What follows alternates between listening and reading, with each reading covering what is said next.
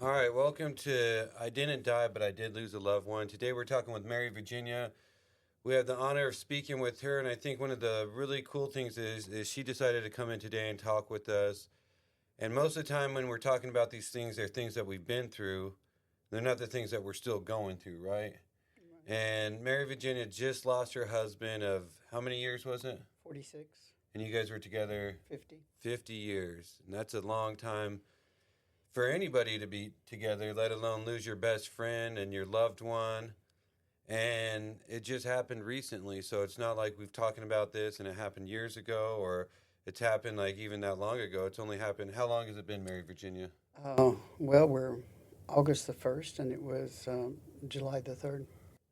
So it's almost been a month, but even when he passed, I mean, his service was just like a week ago, wasn't Yeah, it? because the crazy thing is that, we live in Round Rock and going to bury him in San Antonio and with his parents. And, I mean, you don't realize how much paperwork you have to go through to get from one place to another. So it took 20 days Mm. from the day that he passed until the day that we buried him. So we didn't even bury him until July the 24th. Mm. So, and today's August First. 1st or 2nd, So so yeah, one of yeah. those. So it just barely happened, and um, for me personally, I don't know if I'd be able to get on a podcast and talk about it that soon because the hurt's still there, the wound's Oh, still there. big time. Yeah, And how's all that been going with you?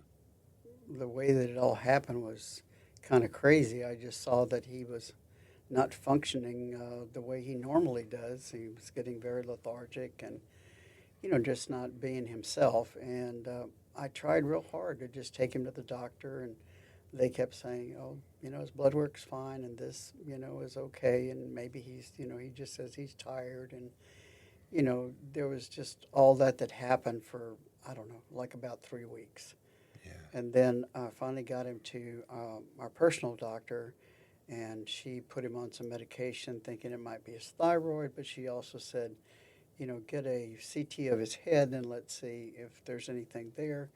And I did, and shortly after that, I mean, she called and said, you need to go and get an MRI and of with and without contrast because there's a big mass in the middle of his brain. Mm.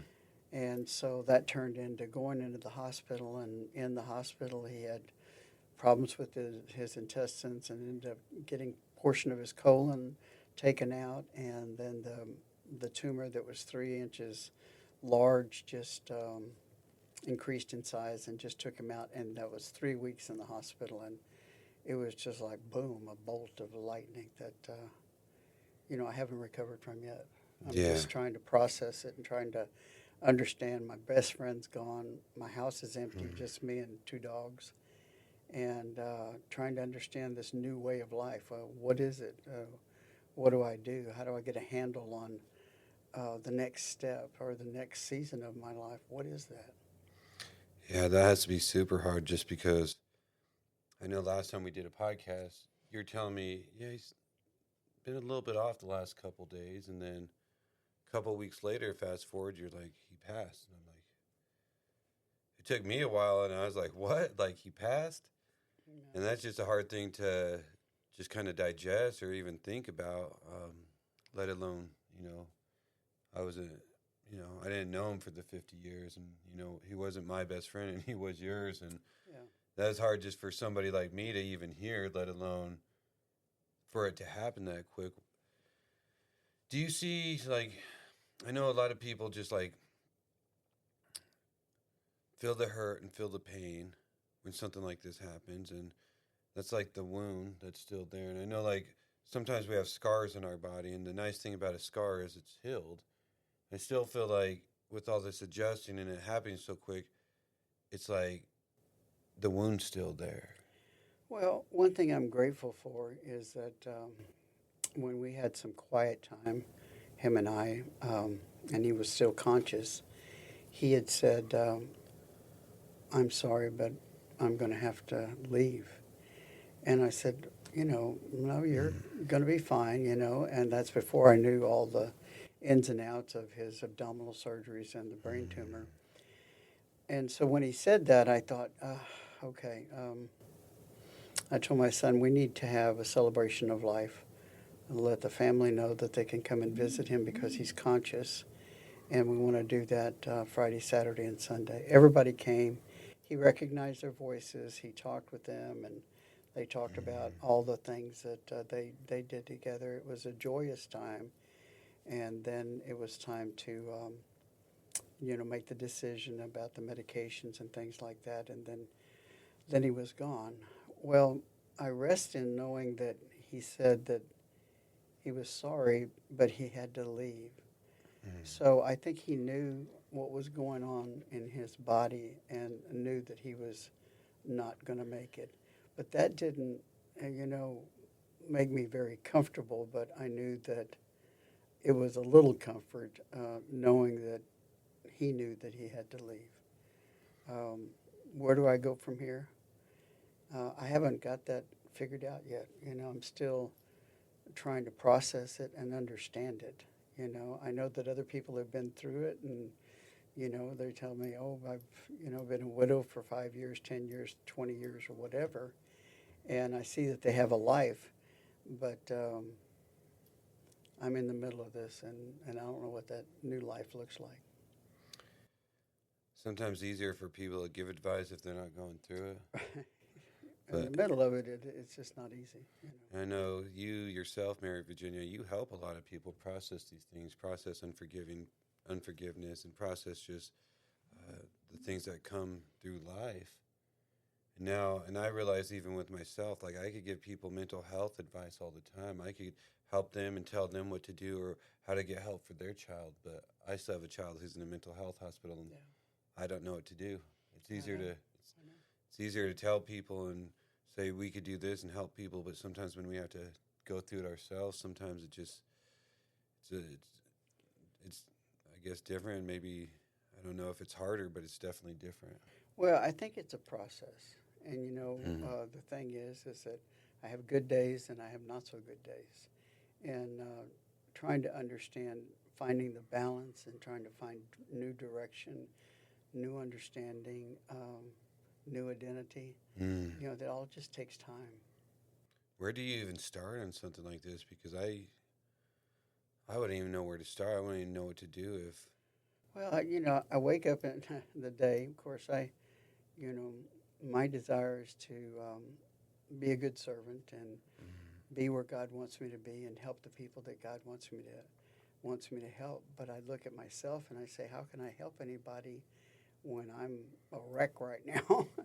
But for some reason or other, you know, I'm put together with people that need help. And my grandmother taught me when I was growing up, always help people. Always give people, even if it's your last portion that you have, because they may need it more than you do, and never give up on family. So I live by those things. So when people need that, it's not that I shut my life off, but I try to dig deep and find out how can I help them through their situation. And as I help them, I find that there's a little bit more, just a little bit more peace that's come into my life just because I gave. So Mm. it's just a process. This one happens just to be a little bit slower. Maybe it's because I'm 80 years old that it's taken a little bit longer, but it's just a little bit slower. But it's a give and receive kind of thing. So I just get up in the morning and try to find out where is it that I have purpose. Yeah, and if your husband was still here, what do you think he would say to you, or just him looking over you, or what do you think he'd say to you as far as like the things you're feeling and kind of going through right now? Well, he was always such a caring person, and he always all he wanted to do was take care of me and make sure I got everything that I needed to have.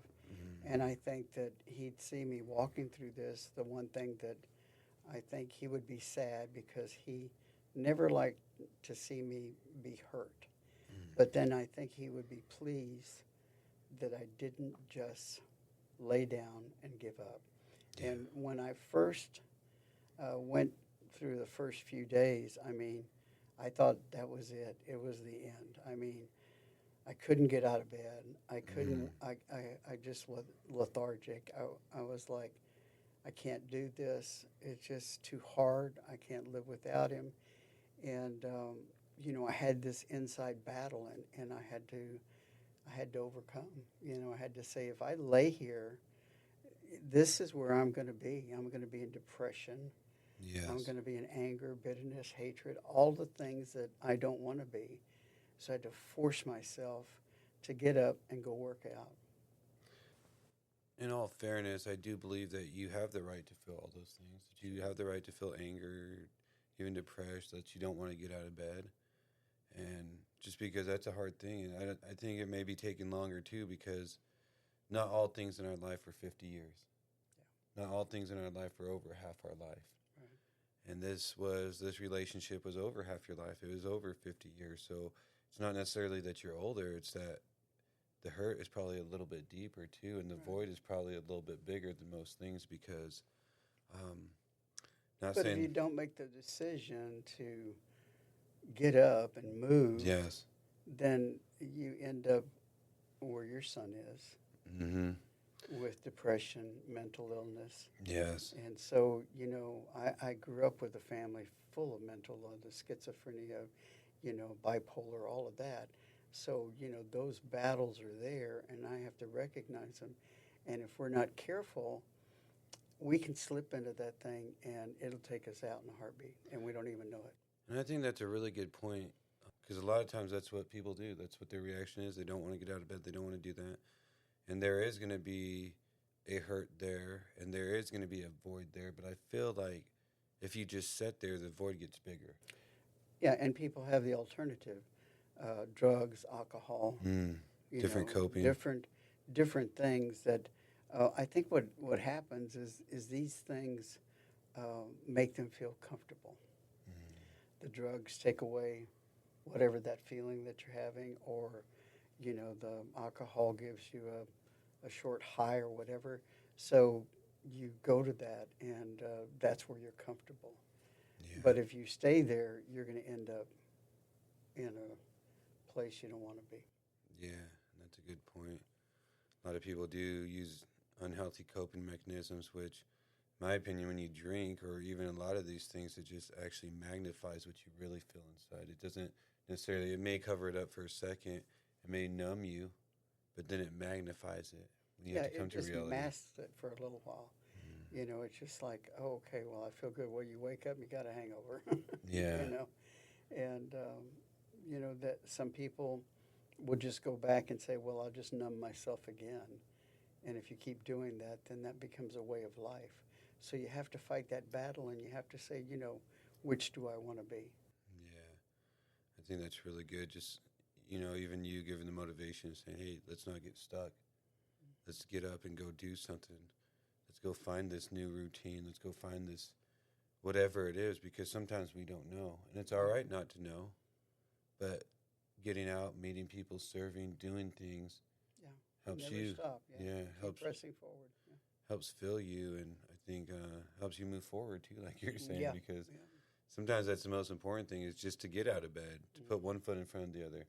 If nothing else, just one step at a time. You don't have to go climb a mountain, but just to get out of bed is. and it's very difficult. And when you're in that depressed place, like I was for several days, I mean, it's like trying to get a 500-pound person out of bed. Mm. Just can't get up. I've sat up on the side of the bed and then laid right back down again. Said, no, it's not worth it. I don't want to get up. So it's a battle. It is a battle. It's a battle, and we have to make a decision. How do we want to live? Because you can go ahead and lay down there and give into that and welcome it, and it will be your comfort zone, and you will be in that bed, and you will be depressed the rest of your life.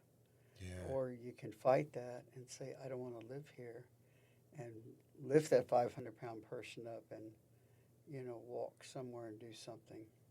That's really good, and I hear a lot of times that whatever you fight for, you get to keep. Because some people fight to lay in bed and say, you know what, I have the right to do this. I have the right to Absolutely. do that. And they want to just tell you and fight of how much like it's hurt and how much it's pain, and the pain doesn't go away if you just lay there. The pain doesn't go away just by sitting there. It's by getting up. So if you fight and get up and say, you know what, I'm fighting for me now. I'm fighting for a new me. I'm fighting for my new just way of life and the new things I have to figure out. And I think over time, if you fight for that, then you get to keep that. You get to keep your health. You get to keep your And sanity. the other thing is identity, Mm, because mm, I've been with my best friend all this time, and we did everything together. wow. So now he's gone, and what's my identity? I'm not Toby's wife anymore. I'm just Mary Virginia. I mean, Mm, I've always been Mary Virginia, but I was joined together with someone who we walked through life's problems together, and now those problems I can't ask him to help me through.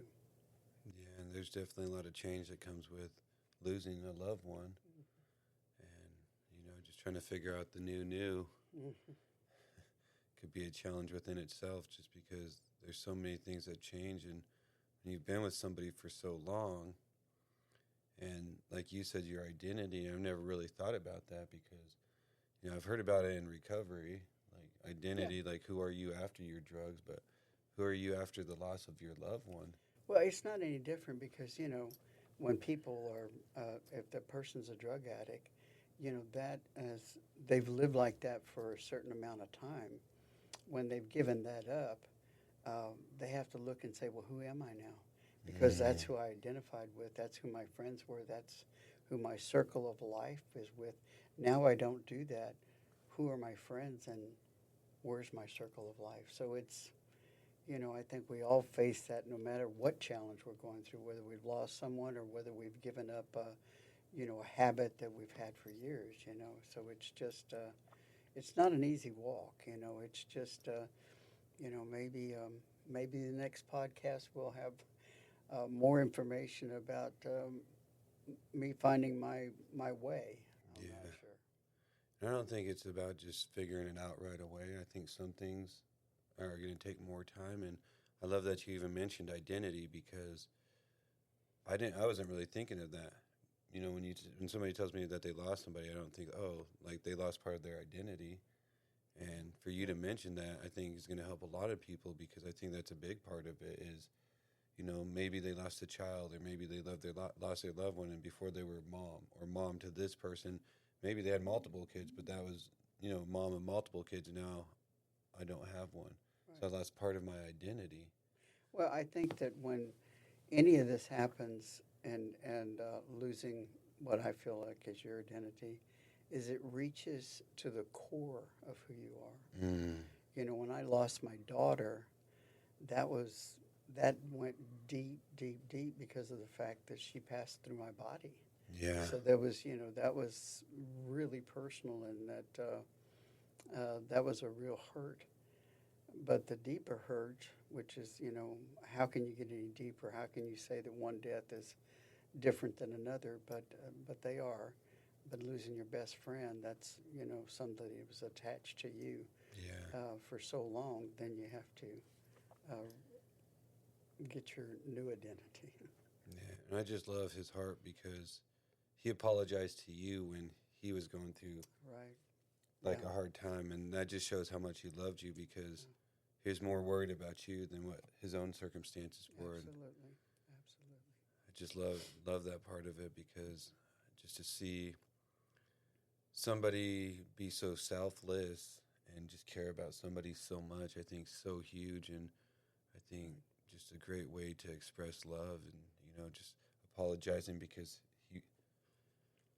Yeah. he That's why the yeah. why the loss was so hard, because the fact that he knew I was going to be alone, and he wanted me to know that this isn't what he planned, but he needed to leave.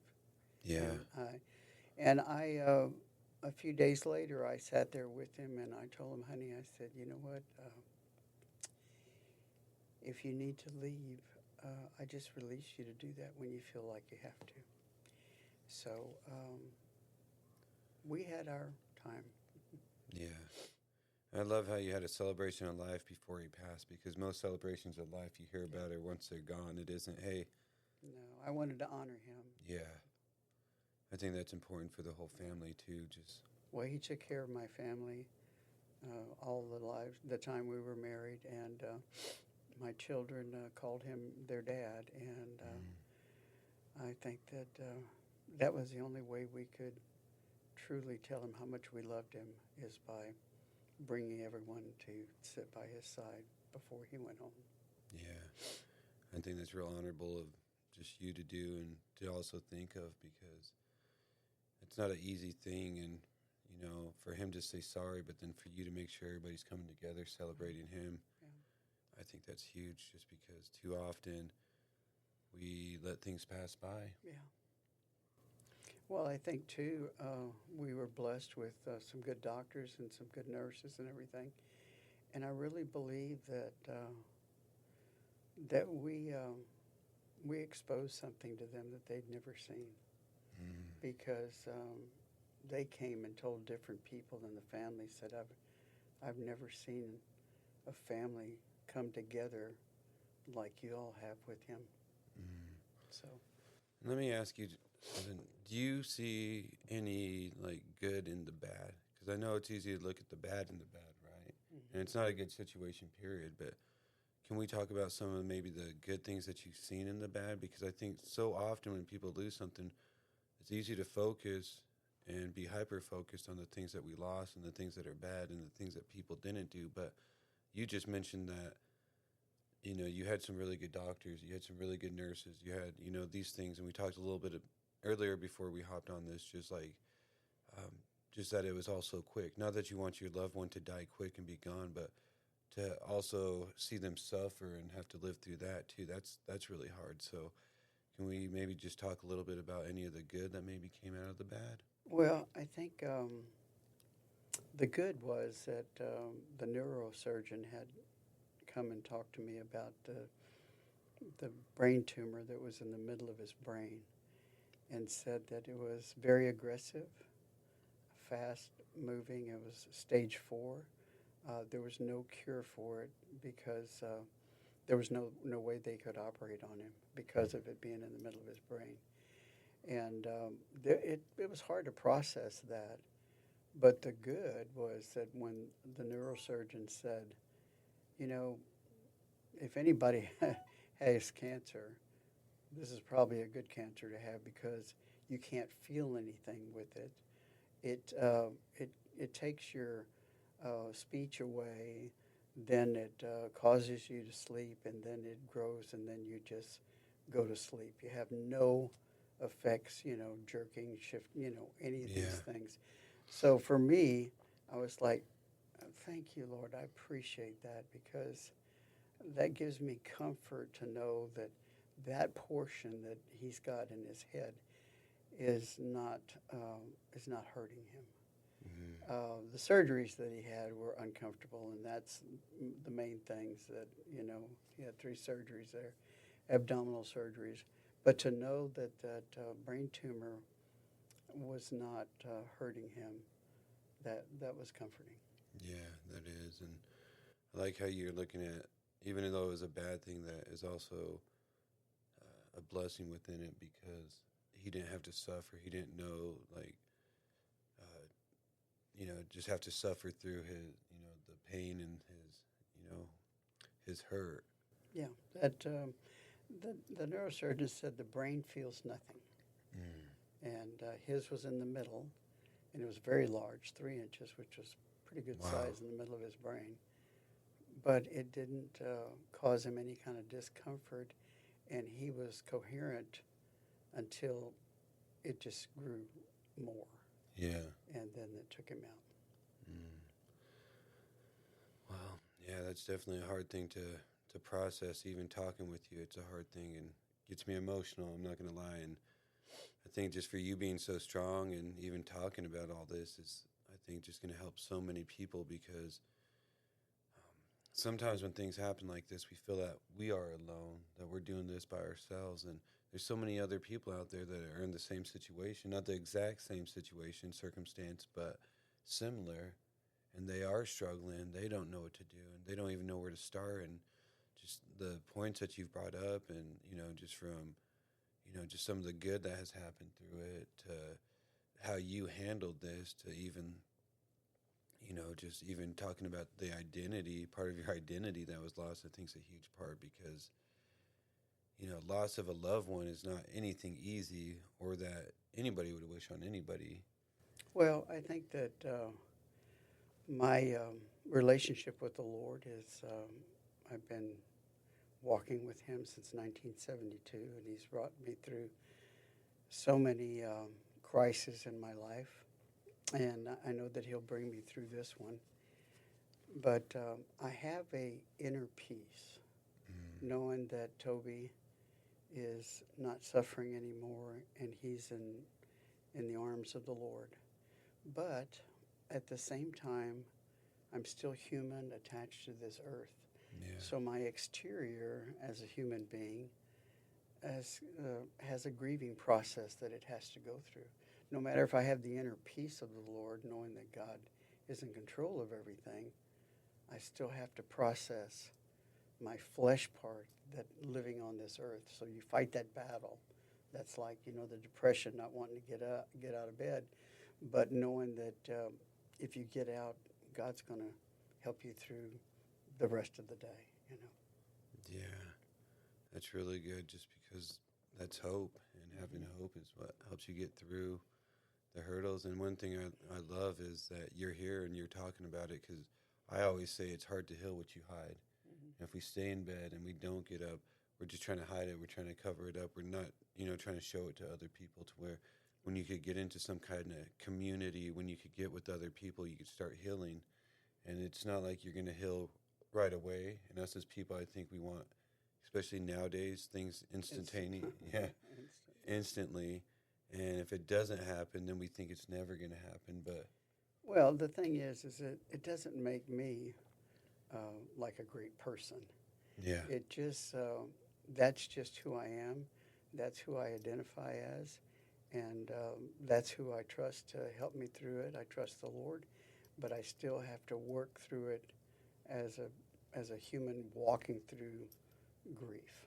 yeah, that's what it is. And we talked on previous podcasts that grief comes in all different forms, but I think one of the greatest forms of grief is a loss of a loved one. And I think there's also different levels of loss, right? Like if I only knew somebody for a week and then I lost them, yes, I'd be sad, but it's not like I was with somebody for 50 years and lost them. And I think there's a whole different level to that. And Right. for you to be so strong and come out here and talk about it, and just I think it's just so much encouragement. But you bring hope, and that's one thing I feel is a lot of times our testimonies, our stories aren't just for us. A lot of times we try to keep it, but if you would have just stayed in bed and said, "Hey, I'm not getting up," it wouldn't be helping other people right now. You're going to help millions and millions of people, because even after me and you are both gone, it's still going to be around. The book's still going to be there. The podcast is still going to be there. Well, that's the thing. I've always said all these things, all these material things will burn away. Yeah. But what won't burn is what you invest in a person's spirit and into their lives. You invest good stuff, you help them through their struggles. That investment won't go away. It will still continue to grow in them. You won't see them, but they've gone on to different places and their lives are changed or whatever, but still you invested that in them. Yeah. And it'll never go away. And you said that you're not, you're just married Virginia now, and you're not, his husband. And but I think there's always going to be a part of him that's Oh, yeah. with you, and it's not just with you; it's with your kids, your grandkids, your whole family that Oh, yeah. was able to experience that, and that's not going to go away, because he invested in your spirit. He invested in Oh, the more. children, yeah, everything. But, we had a good time of a celebration after the funeral. We're at the luncheon, and so many people were there, and so many people got up, and all my children and grandchildren and even the great grandchildren. One of my great grandsons got up there and he said, I was at the hospital with great grandpa, and he wanted to share an Oreo with me, so we shared an Oreo, but he wanted to hold my hand, and so it was really interesting that he would say that, and so he's just 9 years old, and he says, "So I will never forget that," you know. So yeah, he will live on in our family, but life is going to be different, and we all know that. Yeah, when somebody makes things so much better than they're not there, it's like how can we still have something that's good? But I feel like with what he's left you, there's going to be so much goodness, and there is so much goodness Right. that even with him not physically here, Yeah. that he's still just going to be with you. And just those memories of eating that Oreo cookie and holding his hand, that's going to, Yeah. your grandson probably or great grandson's probably going to be your age someday talking about the same thing. And Absolutely. um, Well, he left a lot of joy with us, so and we will live off those memories because every time that we get together, which hasn't been much because it hasn't been long since we had the funeral, but there isn't a time that doesn't go by we don't talk about you know missing him, and if he was here, I wonder what he'd say to do. So yeah. and the beautiful thing I see is, I try to talk to especially the younger generation about setting standards and knowing your value, because if you don't know, like if you don't set values, it's hard to know your own worth. And I really feel like your husband helps set those standards for you, for the family, for what a relationship should look like, for how you should treat somebody, how you should just love people, like even sharing an Oreo with somebody and wanting to hold their hand. Yeah. So I think that's definitely a huge thing, because I think it's the thing that the community or our generation lacks a lot is just good role models that teach you what true standards are. And that's one thing I think with all this social media and phones and all these new generations coming out is that they're missing out on that. Like a relationship doesn't last 50 years anymore. It doesn't last a year anymore. Well, the thing is that this new generation, they've never been taught that you need to honor your elders because they won't be here for a long time. Mm. And nobody goes and calls their grandma or their great grandma. Nobody goes and sees if him or her needs any kind of help. They're so wrapped up in their lives. But then once that person is gone, they said, "Oh, I wish this or I wish that." Mm. So why not just take once a week?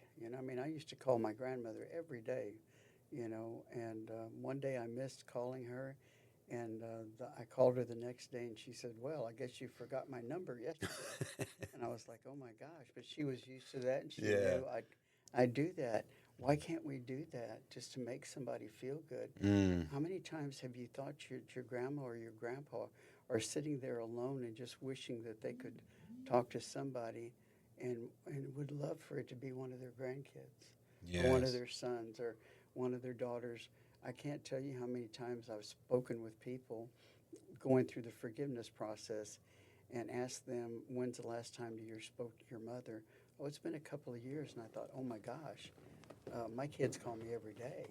Wow. And so to see that a person hasn't spoken to their parent, you know, so don't let life go by and pass you, and you have these regrets. That's a really good point, because I see a similar pattern on a different side of things for people that know how to have really good relationships, for people that do have really high standards. And I ask them, where do you get these from? Like, where did you get this from? A lot of times they say, my grandma and grandpa. Yeah. But then a lot of us don't call our grandparents or our parents or all these people who could actually show us these things that are like valuable, not just, um, you know, material valuable, but like the interior of us valuable, like the inside of us that makes us a good person, that makes us Right. have standards, that makes us have a value. Because too often, and I say it, like if you don't know your value, how are you supposed to know your worth? Like if you Right. don't know who you are or where you're coming from, how are you supposed to know how much you're worth and how much you're loved and what a standard should be like? But I guarantee your great grandson, when he gets older, he's gonna be talking to his grandchildren and be like, "Oh, remember what my great grandpa did? He held my hand and we shared an Oreo." And those are things that he's gonna love because he's going to hold on to that. And that's an example of what a standard should be like, what a value should be like in life. And I think, Yeah, just don't let life pass you by.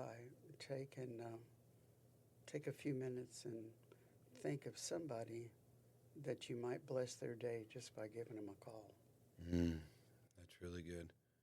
Because too often, we're too busy to pick up that phone. But like you said, if something happens and we regret it our whole life, Yeah. to where I think we should start living the opposite, because if they're the ones teaching us these values and they're the ones who are giving us, these higher standards in life, but then we're not talking to them, it's not only just affecting them who's sitting there wishing that their grandchildren or children would call them, it's actually affecting you by not calling them. Well, also just think about, you know, don't do it for yourself, but do it for them. Just think of the joy that you bring to them as they're older and they're home by themselves, and you just stop by to say hi. It really does something. So Yeah. don't pass that up. Yeah, don't let it pass you by, for sure. Mm-hmm. And I'd have to say something on the other side. Like, there's been times where I've served and helped people, or went and spoke to somebody that I hadn't spoke to for a long time. And on the selfish side, it helped me feel really good. Yeah. It helped me feel really good. Not it just makes a person feel good. I think it makes both of you guys feel really good. And if you're a selfish person, do it for you. If Yeah. you're not a selfish person, do it for them. Absolutely. And either way, I'd suggest just do it, because time is too short, and you don't learn to appreciate the things you have until you don't have them anymore. Afterthought is not worth a dime. That's really good. I think we're going to wrap it up for today. I really appreciate you, Mary Virginia, all the great insight. I always learn so much from you, and that's another reason you guys should reach out to, your moms, your dads, and grandparents, because they could teach you so much and a whole different perspective than you could ever learn from anybody except them. So appreciate you coming on, and definitely sorry for the loss, but I appreciate your strength for coming. Thank you. So.